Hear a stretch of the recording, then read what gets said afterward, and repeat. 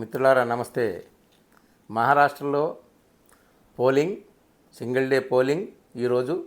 అలాగే జార్ఖండ్లో final phase polling 38 సీట్స్కి జరుగుతున్నాయి. మరికొన్ని అసెంబ్లీ స్థానాలకు యూపీలోను కొన్ని చోట్ల బై ఎలక్షన్స్ జరుగుతున్నాయి.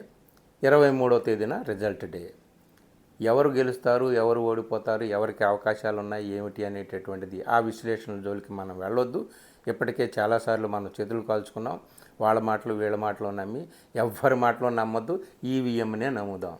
ఎవరు ఏం చేసినా, ప్రజలు ఎంత ఆగ్రహోదగ్రులైనా, నిప్పులు కురిపించినా, అది ఉంది ఇది ఉంది వ్యతిరేకత ఉందని ఎన్ని చెప్పినా చివరికి ఆ ఈవీఎం ముడి విప్పినప్పుడు, ఆ ఈవీఎం నోరు తెరిచినప్పుడు, ఆ ఈవీఎం నోటి నుంచి వచ్చేటటువంటి శబ్దం ఏదైతే ఉందో అది ఒకరికి విజయఢంకా మోగిస్తుంది, మరొకరికి పరాజయం పాడి చూపిస్తుంది.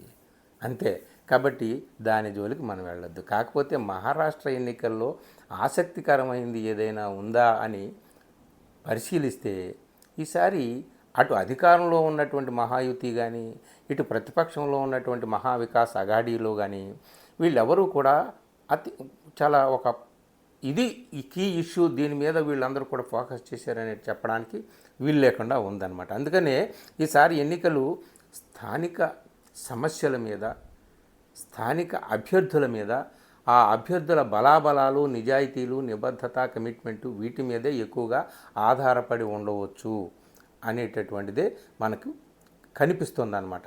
సరే, ఎవరు గెలుస్తారు ఏమిటి అనేది 23వ తేదీన మనకు తెలిసిపోతుంది. కానీ మహారాష్ట్రలో నా పరిశీలనలోకి వచ్చింది ఏమిటంటే ప్రతిపక్షాలే దెబ్బతీసేటటువంటి ఒక అవకాశం అయితే ఉందేమో అన్న ఒక చిన్న అనుమానం కలుగుతుంది. ఎందుకు కలుగుతుందయ్యా అంటే అక్కడ అటు మహాయుతిలో ఉన్నటువంటి బీజేపీ కానీ, ఏకనాథ్ షిండే వర్గం శివసేన కానీ, అలాగే అజిత్ పవార్ వర్గం ఎన్సీపీ కానీ, ఆ మూడు వర్గాల మధ్య, మూడు పార్టీల మధ్య సయోధ్య కుదిరింది, ఎన్నికల సర్దుబాటు కుదిరింది. ఇటు మహావికాస్ అఘాడీ ఉద్ధవ్ ఠాకరే శివసేన, శరద్ పవార్ ఎన్సీపీ, కాంగ్రెస్ పార్టీ వీళ్ళ మధ్య సీట్ల సర్దుబాటు కుదిరింది. ప్రధానమైనటువంటి 6 పార్టీల మధ్య, 2 గ్రూపుల మధ్య భీకరమైనటువంటి పోరాటం అక్కడ సాగుతుంది. బాగానే ఉంది. కానీ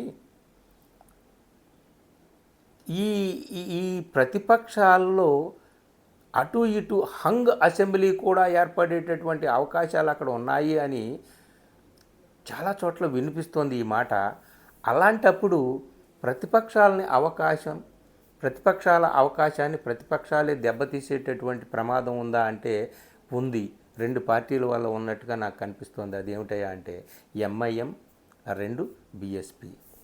ఎంఐఎం మజ్లిస్ పార్టీ కేంద్రంలో అధికారంలో ఉన్నటువంటి బీజేపీ వెనక వెన్నుదన్నుగా ఉండేటటువంటి ఆర్ఎస్ఎస్, హిందుత్వవాదం వీటికి వ్యతిరేకంగా పోరాడి మైనారిటీ హక్కుల కోసం పోరాడేటటువంటి పార్టీగా మజ్లిస్ పార్టీ నాయకులు తమను తాము చెప్పుకుంటారు. కానీ ఎలక్షన్స్ ఎక్కడ జరిగినా వాళ్ళకు వ్యతిరేకంగా, అంటే కేంద్రంలో అధికారంలో ఉన్నటువంటి వారికి ఎవరినైతే వీరు హిందుత్వ పార్టీలని చెబుతున్నారో, మైనారిటీలకు వ్యతిరేకులుగా వీరు చెప్తున్నారో, వాళ్ళకి వ్యతిరేకంగా పోరాడేటటువంటి ప్రతిపక్షాలకు మాత్రం మద్దతు ఇవ్వదు మజ్లిస్ పార్టీ.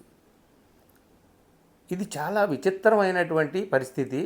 మనం ఎవరిని ఎలా అర్థం చేసుకోవాలో, ఎవరి మనసులో ఏముందో, వీరి అంతిమ ప్రయోజనాలు ఏమిటో మనకైతే అర్థం కాదు. కానీ ప్రతిపక్షాలకి మద్దతు ఇవ్వాలి, ప్రతిపక్షాలకు సహకరించాలి, ప్రతిపక్షాలతో చేతులు కలపాల్సినటువంటి పార్టీ విడిగా పోటీ చేయడం వల్ల ఎవరికి నష్టం? మజ్లిస్ పార్టీ ఓటింగ్ ఏదైతే ఉందో వాళ్ళైతే అటు బీజేపీ వారికి వెయ్యరు కదా, బీజేపీ వారితో చేతులు కలిపిన పార్టీలకు వేయరు కదా.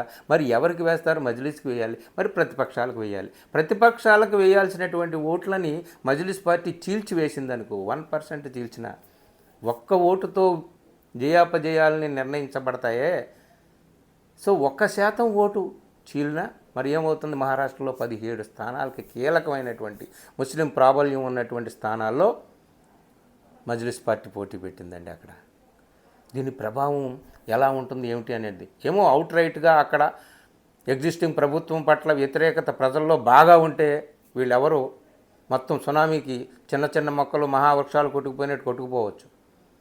17 స్థానాలు ఎంఐఎం ఇలా ఉంటే బీఎస్పీ చూడండి, మన జరిగిన జనరల్ ఎలక్షన్లో యూపీలో అన్ని స్థానాలకు పోటీ చేసి ఒక్క స్థానాన్ని కూడా కైవసం చేసుకోలేకపోయింది మాయావతి నేతృత్వంలోని బీఎస్పీ పార్టీ. హర్యానాలో కూడా మన జరిగినటువంటి ఎన్నికల్లో ఒక్క స్థానాన్ని కూడా పొందలేకపోయింది.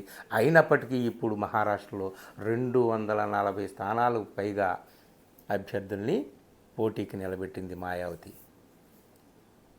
ఇది ఎవరి ప్రయోజనాల కోసం? ఎవరి ప్రయోజనాలను కాపాడడానికి లేదా ఎవరి ప్రయోజనాలు దెబ్బతీయడానికి మనకు అర్థమవుతుంది కదా మిత్రులారా. ఇక్కడ అనుమానం ఏమిటయ్యా అంటే, నువ్వా నేనా టగ్ ఆఫ్ వార్ అనేటటువంటి సిచ్యువేషన్ ఉన్న చోట ఇదిగో ఇట్లాంటి ప్రతిపక్షాలని దెబ్బతీసేటటువంటి అవకాశాలని వీళ్ళు ఎవరి గోతులను వాళ్ళే తవ్వుతున్నారా అని అంటే, ఇప్పుడు వీళ్ళు ప్రతిపక్షం ఎట్లా అవుతారు? అధికార పక్షానికి పరోక్షంగా సాయపడేటటువంటి వాళ్ళు వీళ్ళు ప్రతిపక్షాలు ఎలా అవుతారని ఎవరైనా వాదించవచ్చు. నేను కూడా ఆ వాదనని సమర్థిస్తాను. కానీ వీళ్ళు మరి ప్రతిపక్షంగానే పోటీ చేస్తున్నారు కదా, అటు అధికార పక్షంతో కలవలేదు కదా, చేతులు కలపలేరు కదా. అంటే ఇది ఒక నాటకం, రాజకీయ వింత నాటకం అన్నమాట. ప్రత్యక్షంగా చేతులు కలపకుండా పరోక్షంగా కౌగిలించుకోవడం, పరోక్షంగా ఎవరి ప్రయోజనాలను వాళ్ళు కాపాడుకోవడం. సో ఈ సిచ్యువేషన్లో మహారాష్ట్రలో మిత్రులారా, ఎంఐఎం వల్ల బీఎస్పీ వల్ల ఏమాత్రమైన చిన్న విజయావకాశాలను ప్రతిపక్షాలకి దెబ్బతీసేటటువంటి ఒక పరిణామం ఏమైనా జరిగితే అది ఈ రెండు పార్టీల వల్ల జరిగే అవకాశం ఉందేమో అని ఒక చిన్న అనుమానం మాత్రమే. అవుట్రైట్గా ప్రజలు ఎటు తీర్పిస్తారో మనకు తెలియదు. కానీ ఇట్లాంటి పరిస్థితుల్లో మాత్రం ఈ రెండు పార్టీల యొక్క ప్రభావం ఉండవచ్చు. ఉండినా ఆశ్చర్యపోనవసరం లేదు. జార్ఖండ్లో అయితే క్లియర్గా ఉంది, అన్ని పార్టీల యొక్క అలయన్స్ అనేది క్లియర్గా ఉంది. అక్కడ పెద్దగా మనకు ఎవరు గెలుస్తారు ఎవరు ఓడిపోతారు అనేటటువంటిది సరే, ఆ స్థానికమైనటువంటి సమస్యలు, ఆ పోరాటాలు, వ్యవహారాలు అదంతా కూడా అది వేరే విషయం. కానీ మహారాష్ట్రలో మాత్రం ప్రజలు అవుట్రైట్గా ప్రతిపక్షాలను గెలిపించాలనుకుంటే తప్పనిసరిగా ప్రతిపక్ష మహావికాస్ అఘాడీ గ్రూప్ గెలుస్తుంది.